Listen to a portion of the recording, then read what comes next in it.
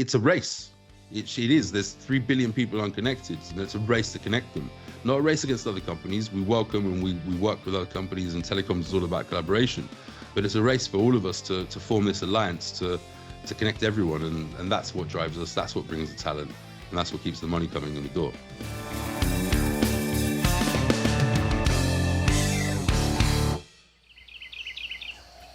It's fun. It's wild. It's Dad's Gone Crypto.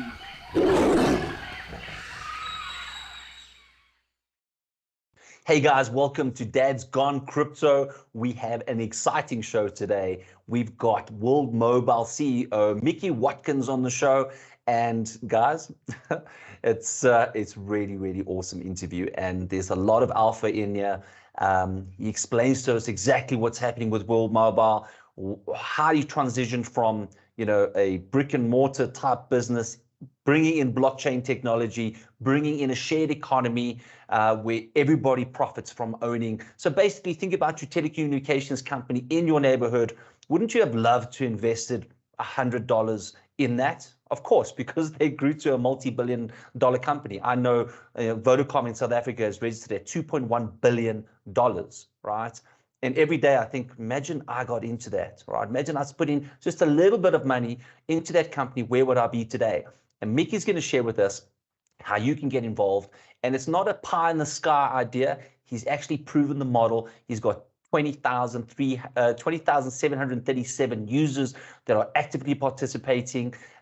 It's an exciting show. Stay tuned, not to be missed, guys. But before we get there, Crypto Dad Ryan, how you doing and what have you been up to? I'm doing great. Really looking forward to Micky's interview here. Got a lot going on around here, and actually we've got the in the US here, we've got the Super Bowl coming up. So I've been getting things ready around here. Got all the buds coming over for a Super Bowl party. So gonna have some fun with that. Do you have $7 million to borrow me so we can advertise Dad's Got Crypto on the Super Bowl for 30 seconds? Imagine your face up there, Ryan. How you doing? and you. I'll advertise it. I'll advertise in front of my little party here for the halftime show. How about that? We've got to get shirts done, Ryan. We're sending you on a mission to the Super Bowl. You're going to streak. Can you streak across the ball? Is the security tight? The security is very tight. Yeah, right. that's not happening. Well, we're going to put you in training first. We've got plans for you, Ryan. We've got plans for you. Just don't know it yet. But it's good festive time. All right, cool. My side, children. I've got a boy and a girl, as you guys know. And my daughter is tiny. She can literally pick her up with one hand. She's just turned 6.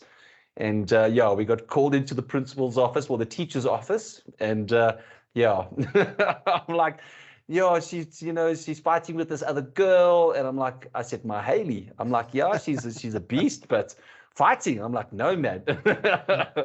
So I think she gets it from her mother. So generally around the she can hear that whisper on the recording, right, Sean?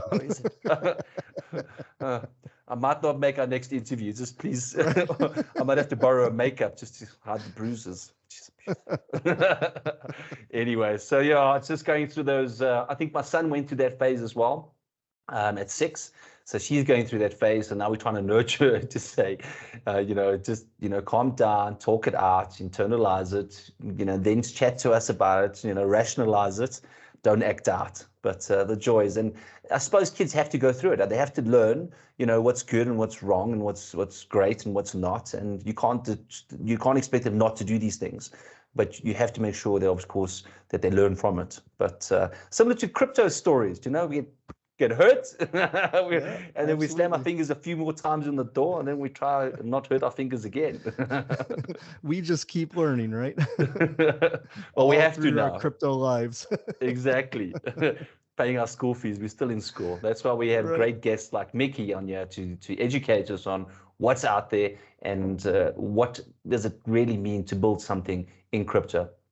All right, so stay tuned, guys. And with that note, here is Micky. All right, welcome Micky Watkins to Dad's Got Crypto. It's an absolute pleasure. Myself and Ryan and Mike's on vacation at the moment, so he couldn't be with us today. but we're very, very excited. It was one of our achievements to get you on the line, and we really thank you for your time. Very happy to be here. Awesome.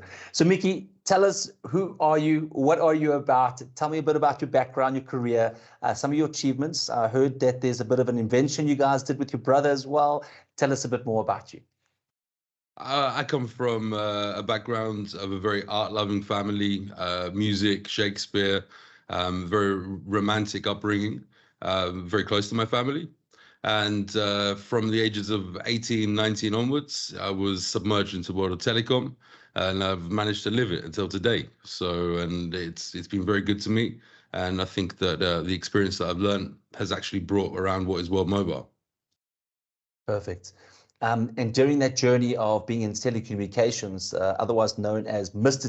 Telecommunications, what are some of your career successes, inventions, achievements that you've been through? We've been in the industry since the very beginning of voice over IP. We were the pioneers of making Wi-Fi calling with an application called Yellow that me and my brother founded. And ever since, we've been taking the technology to be able to enrich people's lives and make connectivity cheaper. Excellent. And World Mobile, right? So that's your baby, and you've been at it for some time now. And what is World Mobile? What does it stand for? How is it going to change this market? What does it stand for is a big one, right? Because half the world can't speak to the other half the world. Half the world can't connect freely. So we stand for that everybody has the right to connectivity. And then World Mobile is an amalgamation of all of the experience that I've had running mobile network operators, running voice carriers, and bringing it all to one and reducing the price for people, and actually being able to deploy infrastructure where legacy infrastructure couldn't be deployed previously. So Micky, from a crypto dad point of view, have you got children, and how do you manage crypto and having a family? I'm so lucky. I've got two boys. I've got one who is 6 years old and one who's 10 years old. I think they manage me more than I manage them, but we're all in this together. So they understand the late nights, they understand the early mornings, but you just have to work around that. So, you know, if I'm going to bed late, which is pretty much every single night, my wife doesn't kick my ass. And if, you know, then I've got the kids, so I decide I'm going to go into one of the kids' rooms. So I pick up one of the kids, take them into the other bed, and then we wake up together. And they're part of this mission. They realize why we're doing this. They realize it's so very important, and they give me a lot of slack. And I think the way to manage it is just very long days, right? There is no Mickey time. There's change this, connect the worlds, and then my family are very kind that they allow me to do such a thing. And then any other time that I've got, I'm with them. But with traveling, you know, it's also changed a lot. You're on the airplane many hours, so the internet manages to, I speak to my kids every single night for an hour, half an hour before they go to bed, every single morning before they go to school. They've got watches that they can connect to me with, and I can see where they are. And so, yeah, you have to manage. But in this modern day, if you want to fix such a great problem, you need to have a very supportive family. And I'm super lucky to have a wife and kids like I have. So speaking of family time, we hear you have your own smoker at home, and you like us enjoy smoking some meats on occasion. Tell us a little bit about it. Oh, wow. Okay, so I went to Austin, Texas last year, and I was talking about barbecued meat, and I'd heard about this barbecue stuff, and, you know, I can make a pretty mean barbecue, but it wasn't like the Austin barbecue. So I arrived there, and the first night I said, we got to go. And there was this huge queue. I can't remember the place that we went to, but it was amazing. This massive queue. And I was like, surely it's not worth waiting, but why is everybody waiting? So we got in, and then we went around this kind of conveyor, and we picked up this and some corn and some bread. And then all of a sudden the meat section came. So I stuck it all on, and some pickles and this and that, and I ate it, and I was so full. I wasn't really thinking, you know, I'd go for this again. I said to my team, you know, there's about 12 of us there. I said, I can't eat that again. That's so good, but so much in my stomach, right? It's I can feel it. So I woke up the next morning and I changed. I was like, I've got to go and eat barbecue again. So we went again that night to another famous place to eat barbecue, and it was really good. And I said, it's impossible. The next day we can eat, guys. Maybe we'll try some other Tex-Mex, you know, some tacos and things. And then we went to an event, and the lunch was barbecue. So it was more brisket and more smoked meat. And then on the fourth day, I was just like, okay, you know what? We're eating barbecue. So I got back here to Spain, and I said to my wife, you don't believe, you know, I told the same story, and she said, well, a week passed. I was looking for brisket locally, and I said, well, if I can't find it, then I'm going to have to make it. So I bought myself in a brisket. It's a pellet one, so I'm cheating a little bit, but leave it on. It's perfect for work. I've got the application. I sit up here. I cook the brisket. 16 hours later, after it started, 20 hours later after it started, Sure. take it off. Kids eat with me. Loads of spicy sauce, and I'm hooked. I'm definitely a smoke king these days. Fantastic. Does your Voyager miles allow you into the airport gym? This is something that it was the New Year's resolution as well. So I'm whacking on I'm 50 press ups every morning, 50 press ups before I go to sleep. And that's the best, and an hour's worth of walking. And brisket on the side. Yeah, exactly. Just to keep the energy going. One curl, brilliant. So, Micky, when it comes to CEOs, you're not a traditional CEO in the sense. So there's generally in the traditional sense, and you're not. We often see you with the people in the community and chat. So typical CEOs are gated by their board of directors, gated by their management, gated by their companies. So you can't really get access to the CEO. So they kind of work from the top down, and their managers work down. But we've seen you in the community communicating to, the fans of World Mobile, right? So, and traditionally, that's, I think, where crypto brings a different dynamic, is that how do you have access to the CEO of this? So how do you manage the different approach to, the demands of your community as well as the demands of your business and the people that rely on you to get the projects moving forward?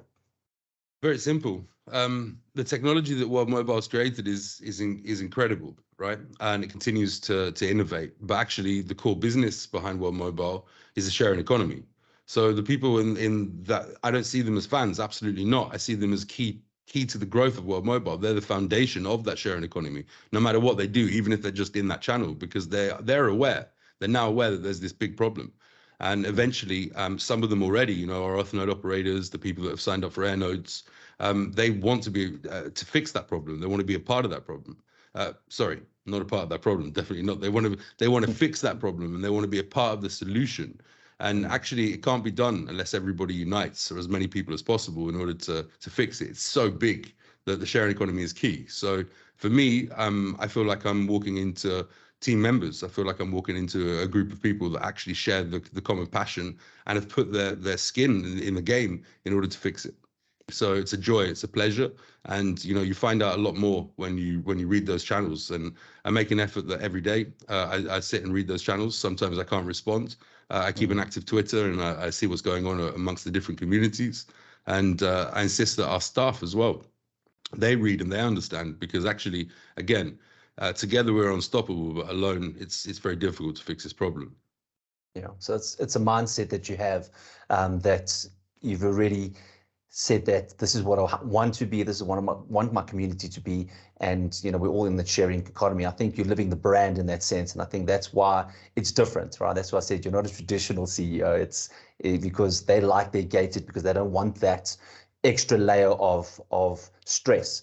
And then, having said that, how do you cope with the mental side of things, because you are running at 100 miles an hour as a family? It's business, it's keeping staff, it's finding staff, it's community, it's trolls on the internet. And your tone on the spaces was one of the trolls there. It's like, how do you manage all of that? And at the end of the evening, how do you unprocess all of that and go again the next day?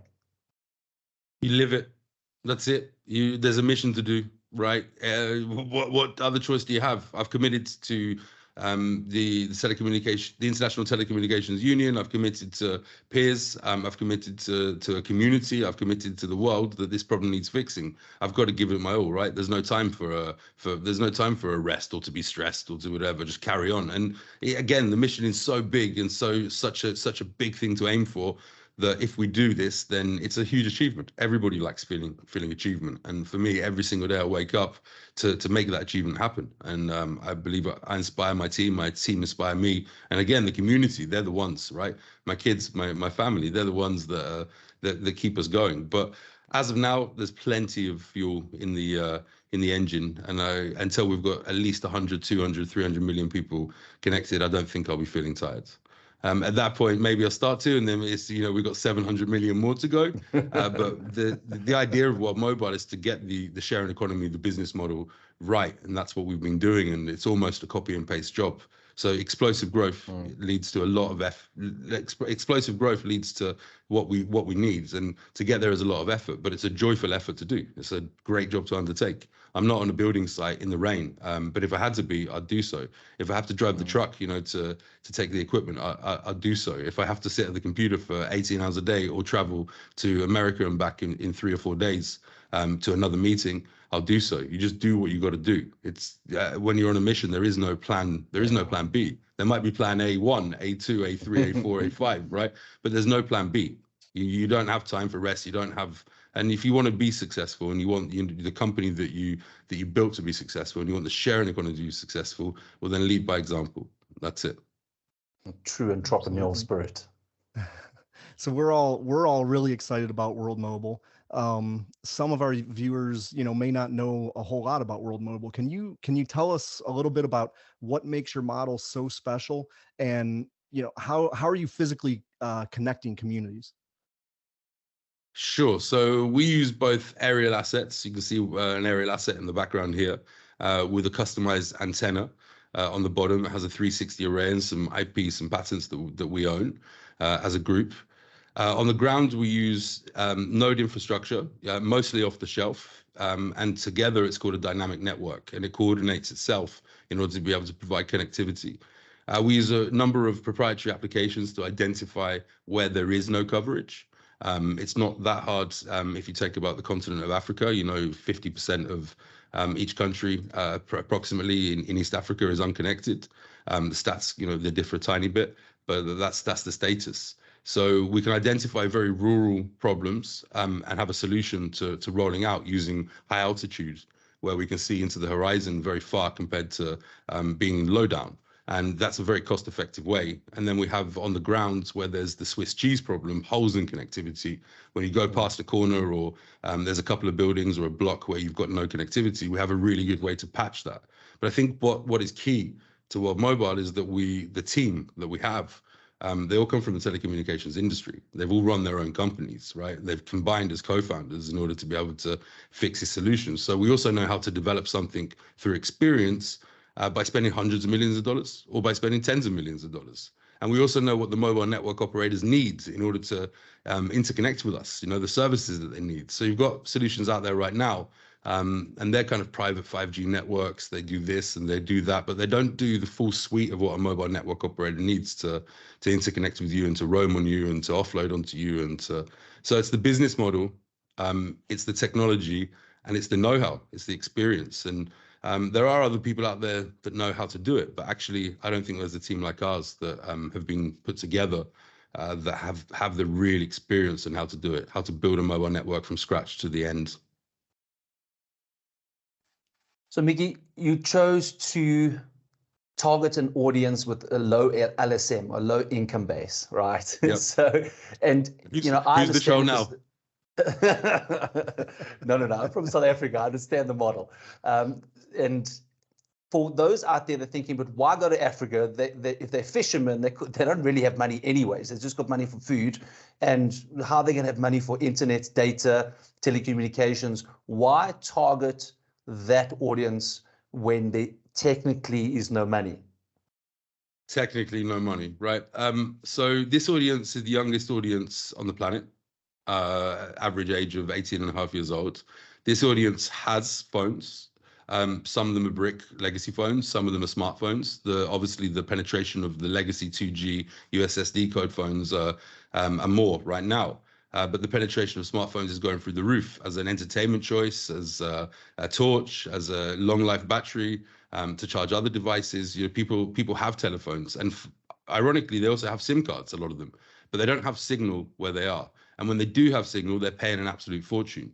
So if you can come with a business model that has a lower capex, a lower opex, a lower final offering to the consumer, the African continent already knows how to use mobile phones. In fact, better than us. There's more mobile money wallets in Africa than there are anywhere else in the world. I think it's succeeded 550 million now. This is a continent primed to become the next gig economy. And the reference points there are India. If you look at India 15 years ago, 10 years ago, before internet was cheap and affordable, where was India in the standing of the gig economy? Now it is the biggest gig economy, right? Remittance through the roof. A lot of remittance goes into India. I think anywhere between 30 to 40% of the world's remittance is going there via mobile money transfer. Subscriptions to value-added services and entertainment, Bollywood, right? It's a huge industry. It's coming out of 300,000 villages that were set up in India that have really cheap internet. So what we know as a fact is if you provide high-quality, fast, cheap internet, economies grow. There's 1 billion people, 1.1 billion people in sub-Saharan Africa, right? We have around anywhere between 700 to 800 million people unconnected. So this is, for me, is a no-brainer. Right. But at the same time, remember that World Mobile is not just working on the African continent. We've got deployment in the United States. We've got deployment in the UK. We've got 2 Asian countries that are coming online now. We're now looking into somewhere in Europe, as well as our 5-6 countries that we're working on in the African continent right now. It's a solution for everybody. People lack connectivity. But the misnomer of poverty and people can't afford a phone or they can't afford an internet subscription, look, it's in the tens of billions of dollars right now, subscription to mobile services. I think anywhere between 70 to $90 billion. And that's without the value-added services the internet brings. And that's in the continent today with almost 80% of the people unconnected. Bring the signal, bring it cheap, make it fast. People will take opportunity into their own hands and they'll make more money. And I think one word that can sum up World Mobile is probably empowerment. I think you guys gave the story of a fisherman that came back with 2 fish and he had to throw one away, feed the village, throw one away. Then when you guys connected that village, all of a sudden you can send a signal out to say, hey, I've caught 5 fish today, which then empowered him to buy a second net, which then empowered him to store through the lights, the freezer and the fish in the freezer. And all of a sudden that's one person that's now was empowered to make more money, to grow his family. And imagine if we have tens of thousands of people like that. So, it's very cool. I just wanted to share with you some stats. So there was a preluding question. So Vodacom, MTN, Cell C, and Telkom in South Africa. Vodacom, they're in Africa. You know these names. Sure. And some interesting stats. These are a little bit old, but it's kind of still relevant. 41.3 million users in Vodacom. Of that, 35.2 million are prepaid, right?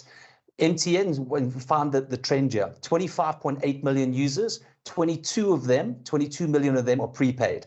12 million users, 10.9 million for Cell C, and 11.5 million and 9.4. Prepaid is technically the lower LSM. And you'll also notice that most people have multiple phones. So it's interesting to see this model whereby an outside person looking in, there's no money, but yet it generates the biggest revenue in South Africa is the prepaid model. And that will extend throughout Africa, but empowering them with that opportunity to connect, and it just changes the game quite a bit. So I think that's quite exciting. And now if we can connect the unconnected, imagine how powerful World Mobile can become. Thank you. That's what we're doing. That's what we imagine every single day, and we're seeing progress. So Micky, you've come from a telecommunications, basically you spent your whole career in telecommunications, but why crypto?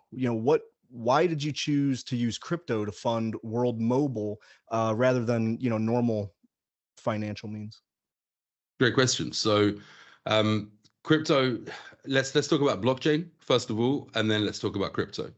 So coming from the industry, I saw the inefficiencies on the bureaucratic layers, on how many staff you needed to do settling of bills and CDRs. And I figured that if you could write that into smart contracts and have them immutable, it was quite an interesting model. But nobody was really moving into that space. There was a few projects that were, and people were talking about it, and we thought we'd integrate it into our entire core. Immutability when dealing with people's data is something that's really important, right? So we don't know our privacy or the value of our privacy, and many of us don't know what mobile network operators and ISPs can do, may not do, but some clearly do, because you can just type in Google and see many cases. And I don't think most do. Certainly we wanted to be able to say that we don't and prove that. So self-data governance was very important to us. Your data is yours, it's not mine. Just because I've lost revenue on voice, and just because I've lost revenue on SMS from WhatsApp or from any of the OTT applications on there, that doesn't give me a right to just rip your data and then sell it to the highest bidder. So I wanted to be able to put my hands up and say, look, I think that we've got a model here that actually is much cheaper to deploy. We don't need to work with the legacy way of working. So we put our hands up and say, hey, your data is yours, and we can prove that. So that's one reason. And then DIDs came into the fold because it was like, so how do you identify yourself? A lot of people don't have identity. Many people are unbanked. The reason they're unbanked is because there's simple things like not having identity. So although that market is really immature right now, it will grow to something big. So I wanted to look at how we could put DID. And then on the other side of stuff, for the sharing economy, that's really interesting. So if you give me $5 billion now, or if you give anybody in the telecoms world $5 billion now, they can't fix a portion of this problem, right? Because the capex to actually go out and buy the infrastructure that's an oligopoly run by, I won't name the companies, but it's really easy to see if you go to the cell towers and you just type in some information online, is so high. And any one company that needs to fix such a big problem and connect so many people so quickly, it's impossible to run that capex alone, right? And half the world's left offline. So this is the proof that it's impossible. There's never a shortage of money for telecom companies. On the other side, the OPEX is something that's really, really difficult. So I take the money, I take $5 billion, I go into Kenya and I want to roll out for the 50% or 49 or 48% or 47% of Kenya that's not connected, right? If I have to do that, how many trucks do I need? How many people do I need, right? All of a sudden, I'm burning a lot here.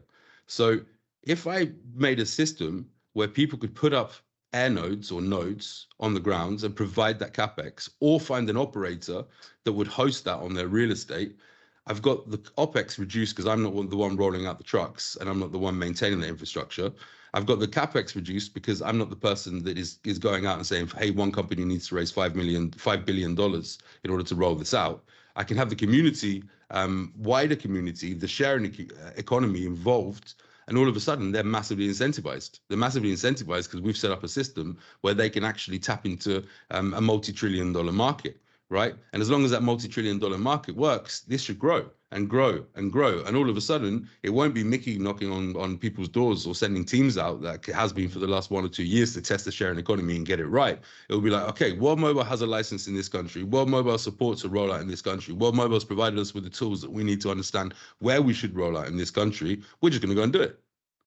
And then you talk about blockchain. And then you talk about, well, if someone invests into infrastructure, into air nodes, they want to know that they're getting a fair payment. So then you put, the proof of location, proof of coverage, proof of service protocols in place, and then you make sure that you are actually doing this in a transparent and fair way, where no one needs to have a doubt how much they're getting paid, or if they're getting paid the right amount. So money comes into the system, and then all of a sudden it gets divided by the people who own the infrastructure within the system, those different elements. And then you need to have blockchain. You need to have something that says, hey, look, this is fact. This is real. This is going to happen. This is happening. This has happened. Not my billing team to say, oh, well, you've got a dispute here and you think that you've been right. This, again, I need 1,000 people to be able to do that for half a country. So it's just so much more efficient. And as a way to incentivize people and to actually fix this problem once and for all, which is one of the last great problems that we haven't solved as humans. How do we connect the hard worlds? Well, make an automatic payment system. When you put up infrastructure, you're just tapping into a $1 trillion economy. Wow, such an amazing structure, amazing concept that you've come up with there. That's fantastic. And it's scalable as well. So it's, yeah, you're right. So there was this one of the questions we asked, why didn't you just tap into a few billionaires that had a shared vision of connecting the unconnected? But their money's not enough. So create a model where it's scalable. To fix half the world? No way. It's not enough. Give all your money. And if you use legacy infrastructure and legacy business models, it's just not going to happen. The equipment's overpowered. It's too expensive. There's too many licenses. It's on one side, the capex is just too much. On the other side, no one's really had a chance to be part of the sharing economy like this. They've had a chance to, if they own a house or if they can sublease a house, they can all of a sudden get 20 houses or 30 houses on Airbnb and make themselves a business. Or if you're an Uber, you can either take it from the business side where you say, okay, well, I'll supply all the cars and then I've got Uber drivers and now I've got a cheap way to bring taxis in. Or if you're an individual in the economy, now you can say, okay, I can finish work, or I can even give up my job and I can become an Uber driver. And with an application, I can, they've created their sharing economies. We're talking about something much bigger. We're talking about something where if everybody participates in this and everybody uses the real estate that they've got to stick up a node, we're the ones that have put these business deals together that run behind the scenes, fully transparent, in order for you to absolutely maximize the capital return. And that's our intention, right? Is to make sure that is maximized while still offering a really good service and cheap for the end user. And that's what's going to, again, I say it a lot, but lead to the explosive growth. And I know in crypto, everything happens overnight, or it's really quickly, and someone whacks together a DeFi protocol. And that's very cool. And I love that technology. And I'm really tapped into what's happening in the whole space, right? I make sure of that. And I'm a technologist myself. But getting this one right changes everything for everyone. Micky, I want to jump ahead a question, because you just mentioned something, the air nodes, if those are rolling out, we're going to get to a section shortly, but do I physically have to own that air node, or can the system, can I just invest into the system and, you guys run it? So there's the concept of these words are not final. My team will kill me, the branding team, but there's the concept of owners and operators, right? And an owner can be an operator, but typically there's two kind of people that we'll serve or be serving. Then there's different subsections in that. But one is, hey, I've got a problem in my own neighborhoods. I want to fix that for me and my mum, right? I'm just unconnected and I need something that's going to cover 7 kilometers of range so that when I'm on my mobile phone in the field, I can still use my mobile phone rather than just being stuck to Wi-Fi in my house or my Wi-Fi mesh network. The other one is, hey, I'm interested in being part of this economy. I don't really know so much about telecom, but I am willing to put in the effort and work and the capex down to buy a node and then to be matched with an operator, right? And an operator is a person that says, hey, I don't have the money, or I don't want to, or there's no reason for me to actually buy the node, but I do have the house in an area where the carriers are not serving. So I'm willing to power that, and I'm willing to give internet to that node in order for it to work, right? So that combination allows us to create a matching engine and get people online. That is essentially the sharing economy, and then they get paid every month from running that, from the access on the nodes. Now, if they're just the only ones on the service and they're the ones setting it up for themselves, or and they live in the middle of nowhere, it's a different thing. You're fixing one of your own problems, and you may be able to get a few neighbors on. If they've set it up somewhere in Manhattan where we know that there's a spot, but there's lots of people passing, tens of thousands of people passing there every day, or millions of people, it's going to be a great place to put an air node, and your yield and return is going to be faster than if you're just fixing your own problem in your grandma's. So it's about identifying the spots. It's about knowing where the weaknesses are, where the mobile network operators need help right now, where they can't afford to roll out legacy infrastructure because it doesn't make sense, and then applying our technology and business model to that. Micky, often in blockchain and often in crypto, it's invest in my idea and give me your money and we'll build something, right? So you guys have a proven concept. I think you got 20,737 users that are online using 1.5 terabytes of data, right? So you've got a model that's working and tested and ready for scalability, right? How did you get this? How did you get this right when Google, that also has, well, they got billions of dollars of backing and also some smarty pantsers there. How did they get it wrong, and how did you guys get it right? Look, we had the benefit of standing on the shoulder of giants. Our model's very different than theirs. They went straight up to the stratosphere. They had some really cool ideas. The problem with the stratosphere is there's nothing that can be stable up there, stationary. So we were like, right, it makes sense to go to the stratosphere because then you've got this huge view onto the ground, right? And we could make an antenna that's powerful enough, so that made sense. But like Google, we didn't see anything that could keep stuff stationary, and you can't put tethers up to 20,000 meters. It's a massive potential disaster, right? So they were too early, I think. They use slightly different technology than us. So we decided, okay, we've seen them, what they've done. We've seen where Microsoft have headed with TV white space. We've seen where Facebook headed with their huge towers and their drone projects. And it just made absolute sense to us that we should start quite low. But we knew we needed to start more than 30 meters. So, or 50 meters, and building a tower and getting the infrastructure there and keeping it powered and using legacy infrastructure just wasn't the way. So we said, okay, balloons or aerostats are the way. And we'll start at 300 meters, but we'll build the technology to work at 20,000 meters. So by the time in 2 or 3 years, when aerostats are available for the stratosphere, our technology can just be bolted on top of that and go. So it's a solution for now. They were not building a solution for now. It worked, but penetration wasn't so good. And then different countries had problems because it would fly over one country and then fly over the next and then come back. These balloons. Now you've seen, I think, in the newspaper recently, the Chinese spy balloon, right? That everybody's talking about. It did us a lot of favors because we had a lot of people contact us and say, "Is that yours? Is that yours?" And we launched one just recently that looked very similar. So I don't think it was ours this time, but better looking. but it definitely looked it, and they talked about payloads and they talked about this. But governments are very suspicious if they can't see something that's stable, right? Especially up so high when they can't be part of that. So it made sense to us. Let's go at 300 meters. Let's go, at 1,000 meters. Let's get this right. And then let's make sure that we're future-proof by making sure that the payload can actually fit at 20,000 meters. So Google didn't do anything particularly wrong. In fact, for us, they did loads right because a lot of that information became open and they were very, very, very open to sharing it, right? So they gave us a lot of lessons. But ours is a totally different model. It's using fixed aerostats at the moment, which is essentially just really big towers, just that are cost-effective to deploy. So you're floating at a lower altitude. What happens if a tornado comes through or a hurricane or somebody decides to shoot it down at 300 meters? Is there a contingency plan to keep connectivity there? Sure. So usually there's another aerostat by the aerostat site. So if there's maintenance, if someone shoots it, they're pressurized so it just doesn't go pop. We're aware of that.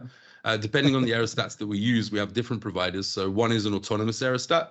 So that can actually detect the weather itself. It goes up to 130, 140 mile per hour winds and then pulls itself down. There's usually one operator that's there just in case there's an emergency.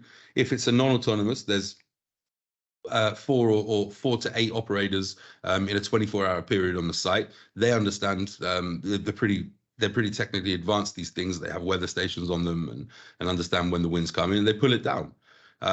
If there's a hurricane, telecom communications goes down. We have some alternatives as well to be able to provide emergency services and other things inside our business model.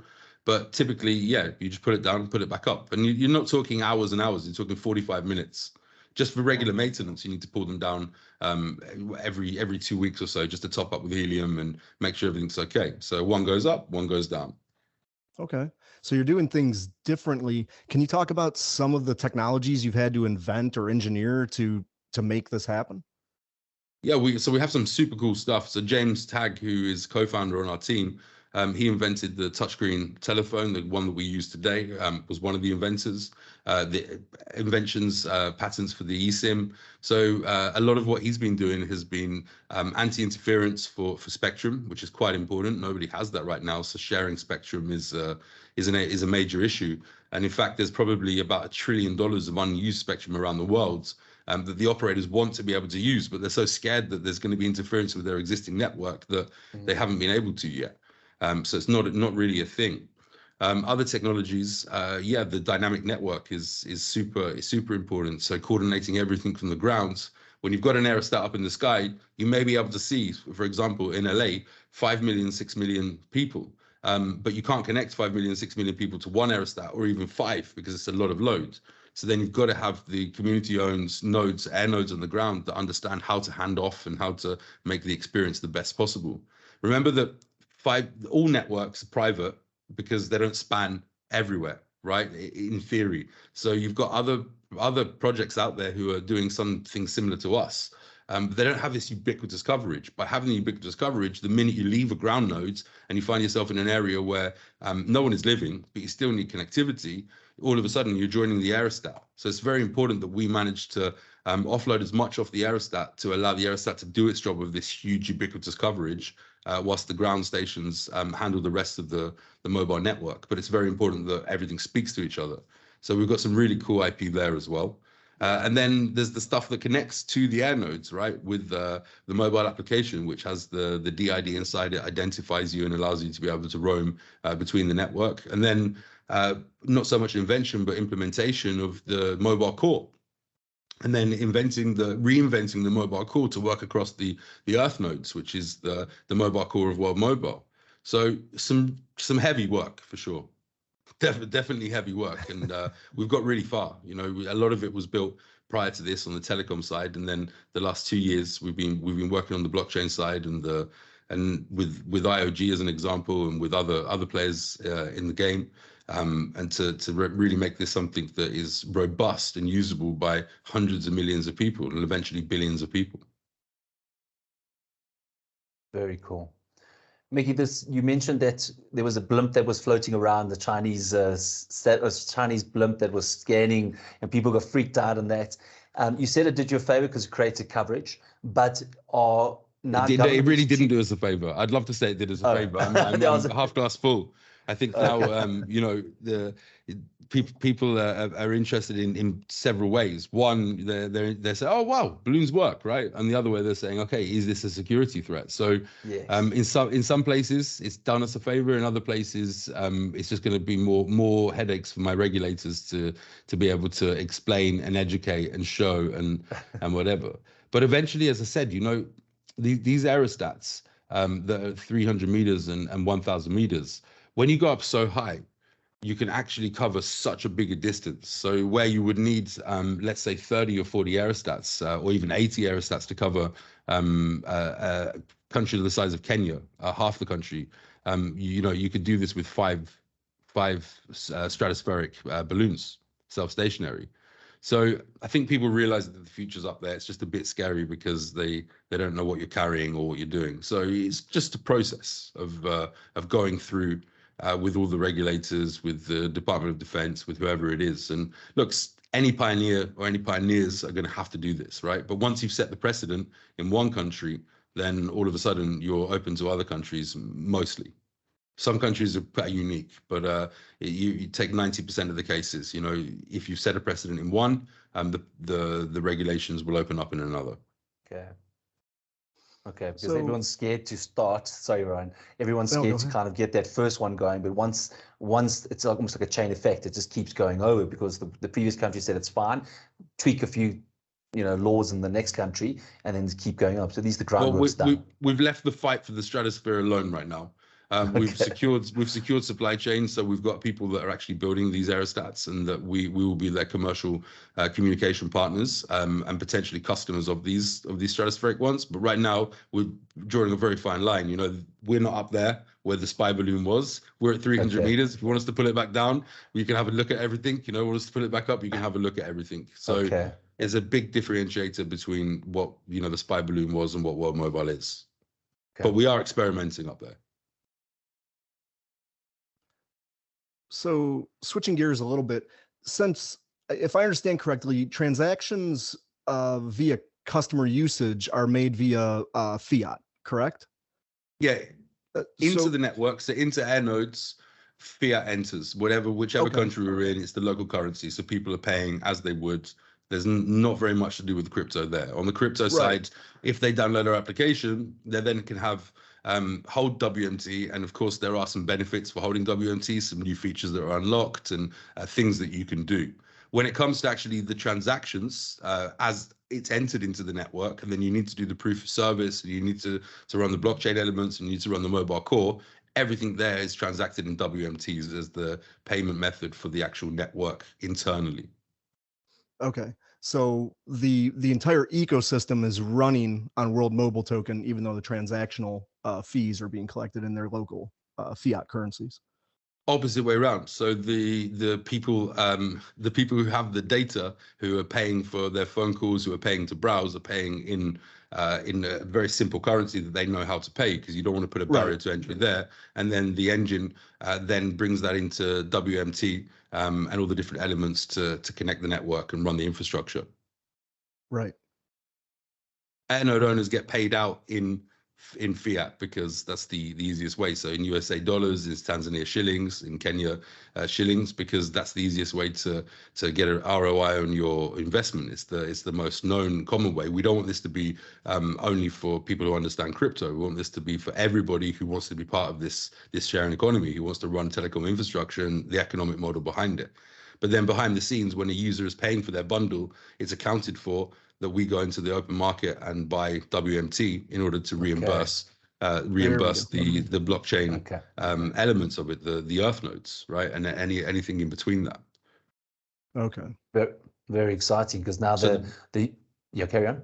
Yeah, so exactly. So the money that we make as World Mobile, comes straight back to the users, always creating new money from people who don't care about a bear market or a bull market. If you've got anyone in any economic trends, the consumption of telecommunication is always up, right?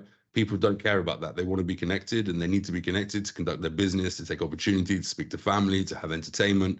So for them, it doesn't matter whether Bitcoin is $50,000 or $150,000 or $10,000. Not that I think we'll see it at $10,000 again, but never say never. Never say never. Not trying to FUD the market there, huh? But I think that's exciting, because often people ask, so people in crypto say, but why do I need a token? Why do I need this thing where you're creating a business model and they're trying to force a token in? So it's nice to see that, the people that need to be paid in fiat or fiat, people need to be paid in World Mobile, there's a use case for it. And I think that's important for the users to understand. If there's a use case for it, that means that it's constantly used. And that's what you want with any crypto project, is not just to have some shiny things in your bags and it does nothing with it, WMT is the utility that runs the network, but you can't expect people to buy WMT and then hold it for when it fluctuates or speculates in price, right? And then to be able to pay for their data services in that. So you have to account for it in a where that does happen, but in a very seamless way. Okay. Now, with regards to the air nodes, right? So you get your earth node, you get your air node. Now, the stat is 20,737, and of that, 247 air nodes are running it. What is the ratio between how many users per air node? It depends which type of air node it is. If it's an air node that there's air nodes come in different sizes and shapes, right? So everything is described as an air node in our network, but you may have an air node that's a Wi-Fi only air node, right? So you're then limited by range, but you've got great throughput. So you can only have maybe 500 to 1,000 people connected to one of those nodes efficiently, and then it depends on the plug, the fiber that's plugged into that, or the backhaul that's in there, depending on the capacity. So you limit it so you don't oversell your usage and everyone gets a fine service. So we're the ones in Zanzibar, they can go a lot more. They can definitely connect more users. We're just controlling the growth of the sharing economy right now to make sure that we've got the recipe right, to make sure that it actually works. So as we add another 5%, 10%, 20% of users, the same or similar metrics exist for the owners and the operators, because again, that's the incentive that people are going to be looking for to carry on to put down infrastructure and fix this problem of the bridge digital divide. Perfect. You guys are releasing, I think, 10,000 air nodes into the market relatively soon. Would there be different sizes that you can get, or is there one size that fits all for this particular batch? It's going to be in different countries. So, for example, in the USA, CBRS, and in some places, our air nodes need to support license spectrum. So your 4Gs and your 3Gs and your 5Gs, depending on which band they're running on. So each air node can be different. But typically, in Zanzibar, for example, it's a Wi-Fi node, and that's what we've rolled out there, and that's very important for the African village model and the African in-town model. But in Kenya, for example, and Mozambique, it's the TV white space model and the Wi-Fi model. So slightly more expensive, but have more distance capacity and can be more compatible with people's phones and for a longer range, right? So, and it can be used as front haul and back haul. So that means from the tower on the hill, ideally, which is a very cheap aerostat, or from an aerostat to feed off to many other nodes. But TV white space is quite interesting because it can also go direct to handset. So that's something we're experimenting with right now that not many people have been managed to do so. So, and then in a place where we have licensed spectrum, so in the United Kingdom, for example, we used 4G, right? So that node needed something different. So it was didn't need Wi-Fi. That's not what the people requested. We stuck it on there because it's pretty cheap, but it needed 4G, and 4G can go 5, 6, 7, 10 kilometers based on the tower that it was on there. So each air node is different depending on the licensed spectrum or unlicensed spectrum that you have and the circumstances in which you are geographically. Okay. So is the cost of an air node variable based on those differences? Sure. Absolutely. Not dramatically, depending on what you're doing. So a Wi-Fi node is clearly very cheap, but then something with a 4G, 5G module inside it also can be cheap, but then depends how much you want it to go or the distance you want it to go. If you want it to go 20 kilometers, it's definitely different than something that goes 1 kilometer or 2 kilometers. So this is something being figured out by the purchaser of the air node is coming to you with what they're looking to cover. So we have the matching engine. Okay. Somebody on our team who remain unnamed called it the Tinder for telecoms, right? That would match the owners and the operators, and that's already shows you the area you're in, shows you the type of node that you need to buy for this particular zone, right? And then you will say, okay, well, I can buy this node, and that makes sense for this zone. Pretty easy process. Excellent. Takes some effort from both parties, but a pretty easy process. So with the cost of an air node versus an earth node, as far as like an investment standpoint, you think it's better to have 10 air nodes or 1 earth node? You need earth nodes are the core of the world mobile network. There's only 1,000 of them. This is not financial advice, and I don't answer investment questions. Of course. If you don't have air nodes, how do people get the internet for the earth nodes to process? So I think they're two very different things. One, if you want to be with world mobile for the long-term growth, there's only 1,000 earth nodes, right? So, and we're expecting right now there's only 25 to 30,000 users on the network, and we're expecting there to be hundreds of millions of users over the next coming years. And we hope that we can stick to that 1,000 earth node number. Air nodes, we expect there to be tens of millions of them, but it's a different value proposition in the sense that you're looking for an immediate ROI on your air node, but if you want to support the world mobile network, you should have both. That's it, right? Both are critical to the infrastructure, and it's been modeled in a way that people are incentivized in the right way, we believe. And as the numbers grow, and as the main net comes towards fruition, people will start to see, and they can judge for themselves. But I think both are an excellent thing to own. We almost had an earth node. We were bidding at the auction, and it was down to the last 15 nodes, and we were just outbid by about 10,000 WMTs. So yeah, we're still on our journey to get one, but yeah, that's why we just asked the question, which might have been better, the nodes. Both are needed, right? They're two different things. Both are really critical, and both have been built to benefit from the sharing economy in a maximum way possible. Perfect. Micky, almost time for the Dad's Jokes questions, but just part of our segment is, our show, we want dads, we say dads, crypto dads, we want people to get into crypto. And what is your advice on dads or people wanting to get into the space of crypto, and where do they start? Yeah, don't rush, right? That's really important. It took me, talking about dads, my dad recently passed away 3 months ago. But 5 years ago, he was diagnosed with cancer and only given 3 months to live. So he had a pretty good run at the end. We looked after him very well as sons and his daughter.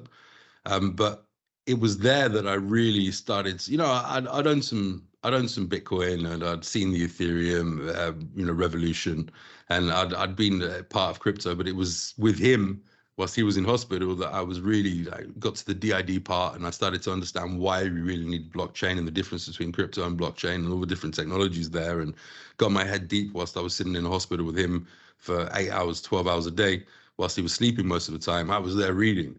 So research is super important. Just don't jump in because you think it's going to make you loads of money. Look for real world applications, because a lot is a Ponzi out there, and people are just taking money off of each other and building protocols and chasing and hearing from a taxi driver, you know, buy this, buy that. I just did a 4 times on it, 5 times on it.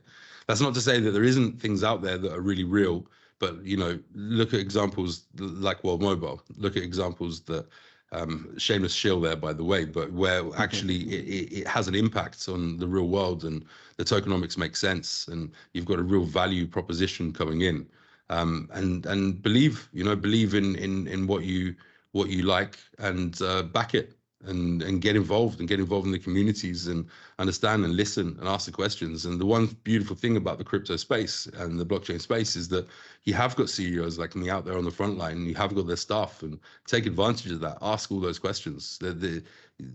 You have the right, and if you get the answers that you want or you don't want, you know, you base your judgment on that. Just be smart, be diligent. Look at what, if it sounds too good to be true, it's too good to be true. And look at the teams. I think that's another thing as well, right?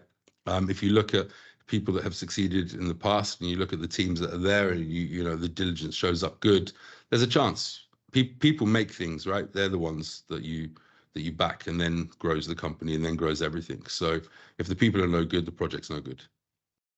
And speaking of no good and being good, how did you manage to attract almost an all-star team? It's difficult to employ people because everybody wants those, you know, those flashy jobs.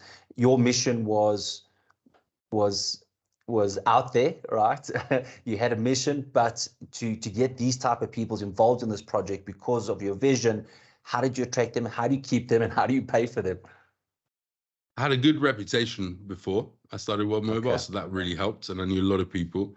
And they knew me to be in the telecommunications industry, and typically there's a lot of sharks, and it's very carnivorous, and if you survive it, it means that you weren't one of those guys. So I've been there, and I was there. So bringing these guys on was quite easy once they heard the vision and they heard the mission, and they realized that, you know, this is something that we may be able to change together. That was the beginning, right? First, it was like, Mick, you're crazy. This is the biggest problem in the world, and you're trying to fix it. I said, well, okay, tell me how I'm crazy. I'll show you how we can fix it. I can do it on a small scale. I can do it on a mid scale. What's to say I can't do it on a large scale? You never get enough money. Ha ha.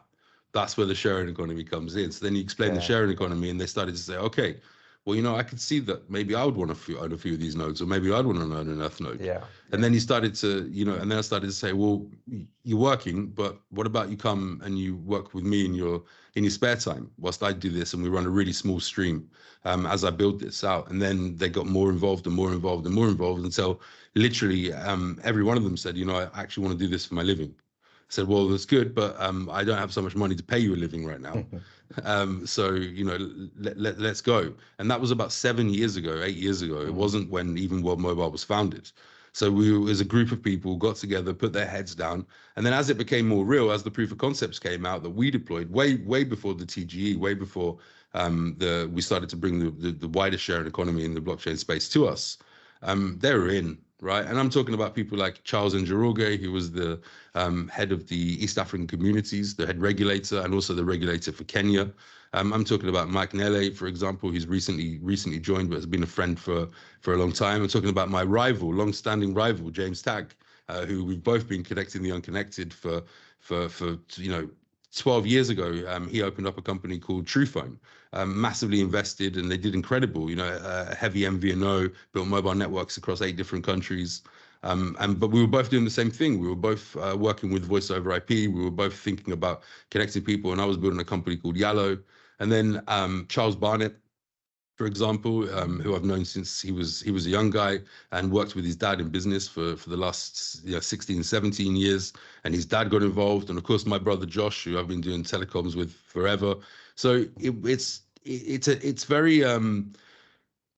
very encouraging to wake up to know that you can change the world. And when you believe that you can, and then you see the proof of concepts, they verify that actually, hold on, this can be done. And you get further and further and further down that line, and you say, okay, nothing's going to stop us. And then you create a business model that you believe in, and you start to see that work. You just attract people that want to make a change, right? And those people, that if they know telecoms, they understand that we can now. And that's how we keep the talent that we've got, and that's how we carry on to attract new talent. And we're very fortunate. I'm very lucky to have such a team behind me. And I think this team will continue to grow. We grew very fast. And that was, that was really important in order to fix such a big mission. But I'm very happy to say that the people that we grew fast with are all excellent, and they carry the same philosophy and the same passion as we do to getting this mission done. Christmas Day, I think 60% of the company was working as we were going live in Zanzibar. New Year's Eve, 20-30% of the company was working. I didn't expect anyone to work. It wasn't my wish, on the day before I did, and the day afterwards I did. But on those days, the most special days, people need time with their family. But they didn't come because the boss told them, hey, get to work, you've got to do this. They came because they wanted to be there, right? All the way up until Christmas, people were saying, on the computer, typing, this, we're going to do, okay, we're almost done. So I'm going to miss the shops for my kids. Like, go for your kids. No, I can't, then they didn't, thankfully, miss the shop for their kids. But they put that extra effort in, it's the last mile, right?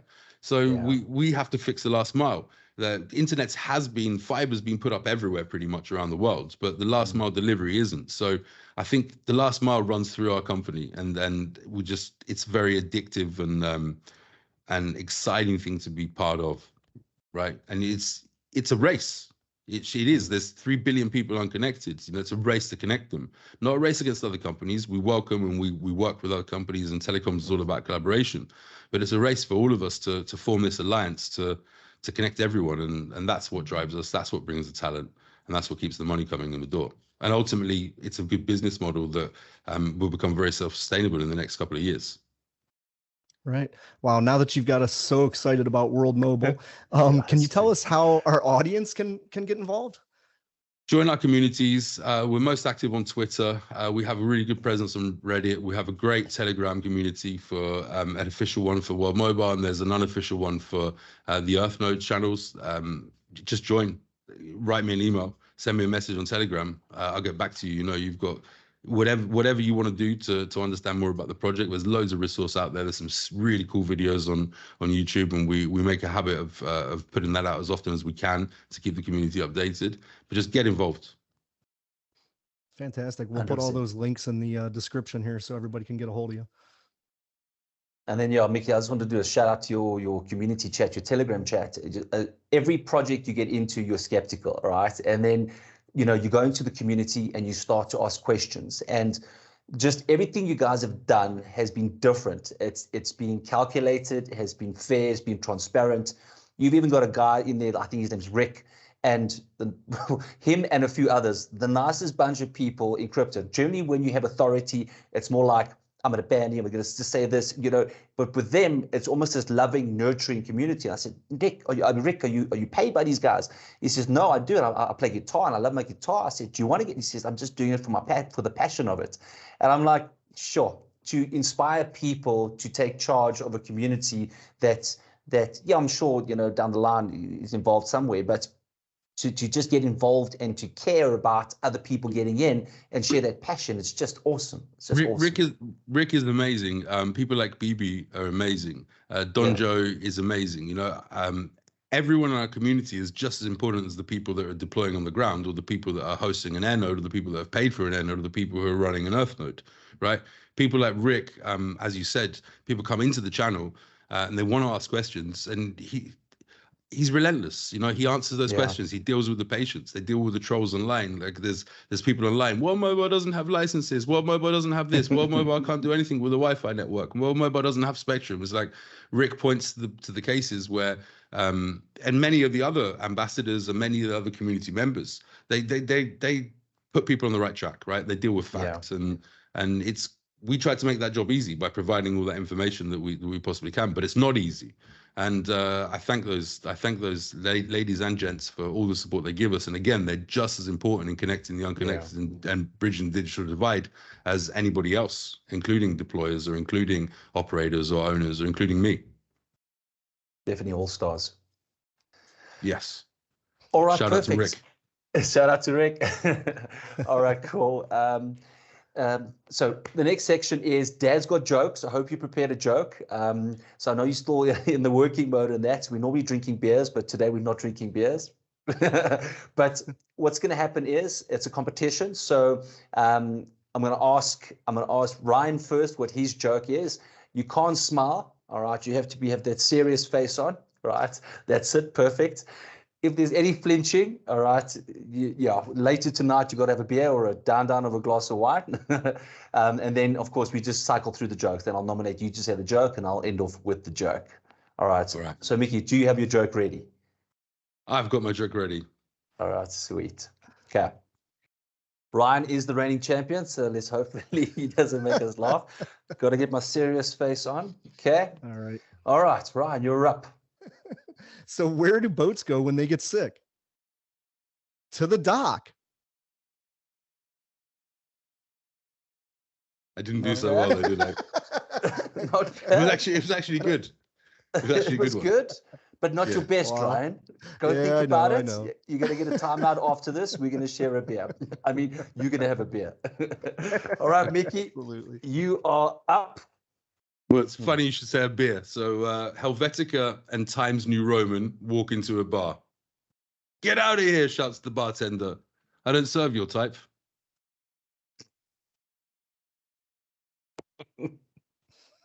All right. I'm going to have another beer myself. I love fonts. What do you want? That was a good one.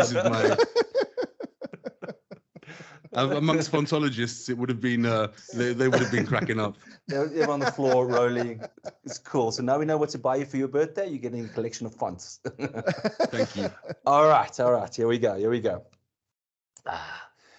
So, how do you row a canoe filled with puppies? Easy. Doggy paddle. No, man. Terrible. That's just getting the shaking head. I think that was as bad as mine, man. Shaking head. I don't know. I think I need to go for training. I don't know. It's the way you deliver it. Maybe I should bring a puppy onto the show. I don't know. Bring a puppy next time. All right. We're voting. Micky, you won the joke. Ryan, absolutely. You will be downing a beer with me just now. Can't wait. Can't wait. All right, cool. And then our final section. Ryan, up to you. Oh, the final section, of course. So, Micky, we ask all of our guests, what is your number one tip for our community of not to get fucked in crypto? I like your French. My kids go to a French school. Again, do your own research is one of my biggest tips. Make sure that you back the right people, the right team, but not your keys, not your crypto. Take your crypto off of exchanges, buy yourself a ledger for $99 or whatever the price is, and learn how to store your own crypto. That's it. Very important. Absolutely. That is a great tip. Probably the number one tip. And don't click on any links that anyone sends you. That's it. No, that is true. Absolutely. All right, Micky, thank you very much for your time. We really appreciate it. It was definitely my highlight of the year so far. And we big World Mobile fans. And looking forward to this journey and just the passion that you have shown. I can understand why your staff worked on Christmas is because it's filtered down through your work ethic and your vision, and you can't help but want to get involved. It's like, I don't work for you guys, but I just want to work for you guys. I don't have time, but it feels that way, and that's obviously the way your affection and your personality has come through. But thank you very much for your time. I know it's precious. We really appreciate it. You guys are legends. Thank you very much. All the best. See you soon. Thanks. Take care. Bye. Cheers. Bye. The material and information presented in this recording are for entertainment purposes only. Do not misconstrue what you hear as investment or trading advice. Always do your own research. The views, thoughts, and opinions expressed by the guests on this recording are their own and do not necessarily reflect those of Dad's Gone Crypto or its hosts.